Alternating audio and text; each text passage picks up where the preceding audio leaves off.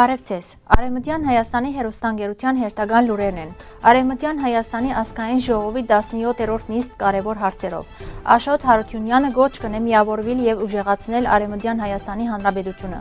Դավուշի մեջ բացասական սպասումներ անցածը հաշվի առնելով, ցեղասպանության փոխագերբում կռաված Արցախի մեջ, հայերու դեմ իրականացված ցեղասպանության դատապարտման համար պայքարող թուրք և քուրդ մտավորականները այցելեցին Բրուսովի պետական համալսարան, Ուրֆային մինչև Արցախ, ապրիլ 24-ի նոր հայացք, հայ գինը ցեղասպանության զոհ և հերոս, ցուցադրություն Շիրակի մեջ, փոսալցման աշխատանքներ Ախալքալաքի մեջ։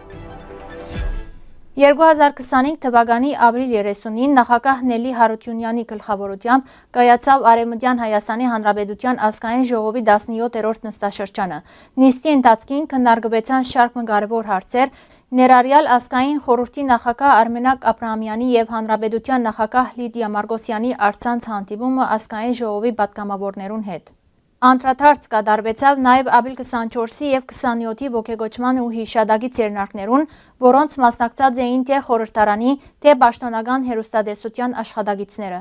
Անդրադառնալով առաջիկա իրադարձություններուն, քննարկվեցավ մայիս 9-ին նախատեսված Արևմտյան Հայաստանի ազգային սահմանադրության ստորագրությունը, ինչպես նաև մայիս 24-ին նշվելիք Հանրապետության խորհրդարանի կազմավորման 100-ամյակը։ Նիստը ամփոփեց նախագահ Լիդիա Մարգոսյան, ընդգծելով քննարկված հարցերու ռազմավարական կարևորությունը, շեշտելով համախմբման ու շարունակական աշխատանքի անհրաժեշտությունը։ Արևմտյան Հայաստանի Հանրապետության ազգային ժողովի պատգամավոր և Շուշիի հայրենադիրական միության նախագահ Պատմապան Աշոտ Հարությունյան կշարունակե իր աշխույժ գործունեությունը ի նպաստ Արևմտյան Հայաստանի Հանրապետության և հայ ժողովրդի շահերուն։ Իր ելույթի ընթացքին ընդգծեց, թե ցեղասպանություններու շարունակությունը պիտի դադրի միայն այն ժամանակ, երբ մենք որպես ժողովուրդ գիտակցենք անոնց կանխարգելման և դադարեցման անհետաձգելիության։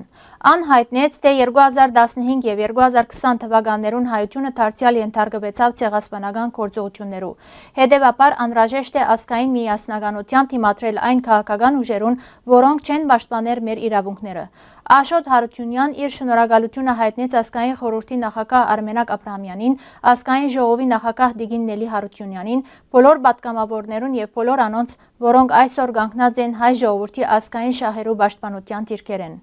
Ան շեշտեց, թե Արևմտյան Հայաստանի Հանրապետությունը միակ կառույցն է, որ իրական և հետևողական կերպով կպաշտպանե հայության շահերը թե միջազգային հարթակներու և թե Հայաստանի ներսի իրադարձություններուն մեջ։ Աշոտ Հարությունյան անդրադարձավ նաև Արցախյան պատերազմի հերոսական էջերուն, ընդգծելով հայ զինվորի քաջությունները և վճռականությունը, որոնք արդեն իսկ կերտած են ազգային հպարտության օրինակներ։ Ան ընդգծեց, թե հայ ժողովուրդը պետք է համախմբվի և աջակցի Հայաստանի Հանրապետության, մասնավորապես այն ժամանակ, երբ որևէ քաղաքական կամ ռազմական ճնշումի դեմ անհրաժեշտ է ըլլալ դիմադրող և հավատք ունեցող։ Դավուշի մարզի մեջ բնակիչները խոր մտահոգություն կարտահայտեն սահմանազատման գործընթացի շուրջ գոյություն ունեցող անորոշության վերաբերյալ։ Ոսկեբարի բնակիչ և պատմապան Նվեր Պեկլարյան առավոտ օրաթերթին տված իր հարցազրույցին մեջ նշեց, թե մարդիկ վախով կհետևին ընթացող գործընթացներուն, մասնավորապես հնարավոր զիջումներուն և անվտանգային սպառնալիքներուն։ Ան անդրադարձավ նաև Գիրանցի դեպքի նշելով. Գիրանցի մեջ մարդիկ մոտ 100 հեկտար հող գործընծուցին, իսկ Ադրբեջան առանց որևէ զիջումի ստացավ այն ինչ որ ուզեց։ Պատմապանը ընդգծեց, թե խաղաղությունը չի կրնար հաստատվել միակողմանի զիջումներով։ Պեկլարյան միևնույն ժամանակ հիշեցուց, թե Ադրբեջան դակավին տարածքային պահանջներ ունի Հայաստանի նկատմամբ և հրաժարած է ճանչնալու մեր երկրի տարածքային ամբողջականությունը։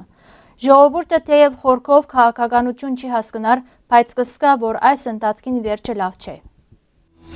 Լեռնային Ղարաբաղեն ավելի քան 120,000 հայերու բռնի դեղահանութեն են յետք Ադրբեջան անցած է էթնիկ զդումներու իր քաղաքականության նոր փուլմը։ Այսօր այդ ռազմավարությունը կներկայացվի նոր ծավալումներով զբոսաշրջություն, ակադեմիական համագործակցություն և ներդրումային ծրագիրներ անվանումներու տակ։ Նավթադոլարներով հովանավորվող այս արշավները, որ ներկայացված են որպես էքսկլյուզիվ ճամփորդություններ դեպի Արցախ, փաստացի կերպով ծառայած են վերակազմակերպելու հայկական մշակույթը իբրև ադրբեջանական ադրբեջանական ժառանգություն։ Օրինակ, ջենգալով հացը, որ գսիրե ու գպատրաստե հայկական բնակչությունը, այժմ կներկայացվի որպես ադրբեջանական ուտեստ։ Այս երևույթը առավելապես վտանգավոր է այն պատճառով, որ միջազգային հանրությունը փոխանակ դադարելու գնահնդրել լրել կամ նույնիսկ դառնալ անուղղակի գործընկեր այս ապօրինի քաղաքականության։ Հեղինակները եւ մարտահրավերական շրջանակները գոչ կուղեն հետեւյալ քայլերուն։ Առաջին արգելել այն ընկերությունները, որոնք աջակցություն կցուցաբերեն Ադրբեջանին կամ կգազմագերբեն զբոսաշրջություն դեպի բռնագրաված Արցախ։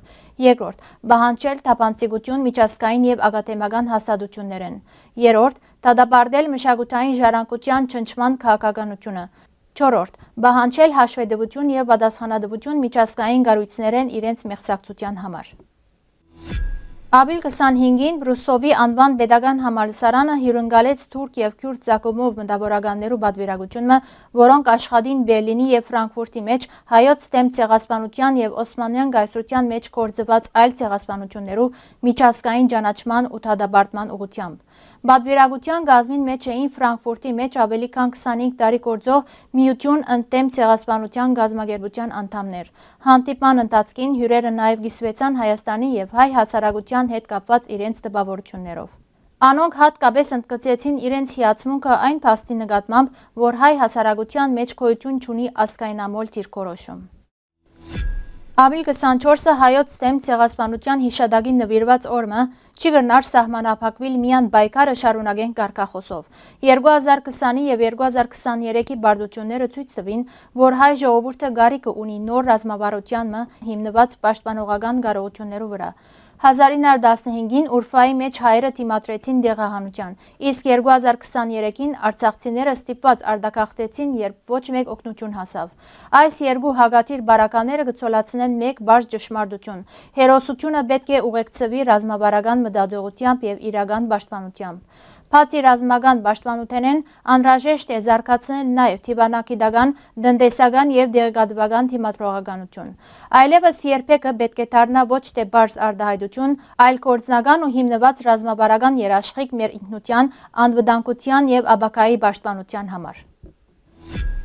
Ապրիլ 30-ին Շիրակի երկրագիտական թանգարանը, հայոց ցեղասպանության թանգարան հիմնարկը եւ Գումայրի պատմամշակութային արգելոց թանգարանը միասին կազմակերպեցին ուշագրավ ցուցադրությունը նվիրված հայ գնոջ թերին հայոց ցեղասպանության տարիներուն։ Ներկայացվեցան պատմական փաստաթուղթեր, լուսանկարներ ու անձնական առարկաներ, որոնք կպատմեն հայ գիներու անմոռանալի զոհողության, դոգունության ու դիմադրության մասին ցեղասպանության պայմաններուն մեջ։ Ցուցադրության նպատակն է լույս սփռել ոչ միայն հայ գնոջ գրածավին, այլև անոր կատարած հերոսական քայլերուն, հայկական ինքնությունը, մշակույթը եւ արժեքները պահպանելու համար։ Գնոջ թերը այս պատմական շրջանի մեջ ներկայացված է միաժամանակ իբրև զոհի եւ հերոսի։ Այս նախաձեռնությունը կդիտվի որպես կարևոր քայլ պատմական հիշողության պահպանումին եւ ապագա սերունդներուն փոխանցման ջամփուն վրա։ Ապրիլի 30-ին Ախալքալակի Ազատություն փողոցին վրա մեկնարկեց ճանապարհային փոսալցման աշխատանքներու նոր փուլը։ Քաղաքապետարանի ներկայացուցիչ Արթուր Հովհաննիսյան անձամբ կհետևեր աշխատանքներուն ընթացքին։ Ան նշեց, թե նորոգման աշխատանքները պիտի ընդգրկեն ամբողջ քաղաքը։ Որոշ փողոցներու բարակային պիտի քանդվի ամբողջ ասֆալտե շերտը, իսկ ուրիշ տեղեր պիտի կատարվին միայն փոսալցման աշխատանքներ։ Սիրելի հայրենագիտներ, այսօրվան համար այսքան էինք նախատեսած։ Շնորհակալություն ձեր ուշադրության համար։ Լավ մնացեք։